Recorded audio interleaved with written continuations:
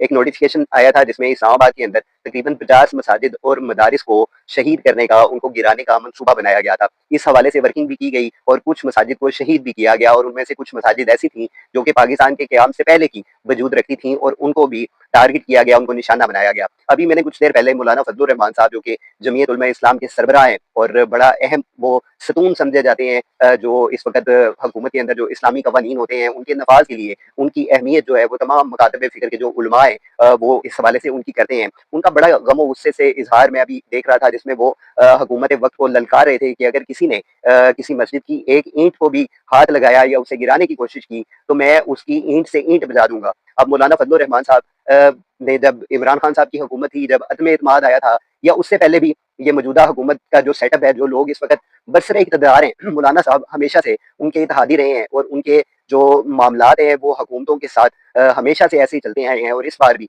2024 में जो मदारिस का जो एक बिल जिसमें तरमीम की गई, जो एक्ट पास करवाया गया, जिसमें जो मौलाना फजलुर रहमान साहब थे और जो दीगर मजहबी जमातें थी, उन्होंने अपना बड़ा अहम किरदार अदा किया था। और बाद अज़ां उस बिल को मद्देनजर रखते हुए मौलाना फजलुर रहमान साहब को मैनिपुलेट करने की भी कोशिश की गई थी, और उस बिल को पार्लियामेंट से मंजूर होने के बाद जो आसिफ अली जरदारी साहब हैं, जो कि प्रेसिडेंट ऑफ पाकिस्तान है, उनके दस्तखत उस बिल के ऊपर नहीं हुए थे, जिसके बाद दोबारा से एक हंगामा किया गया था,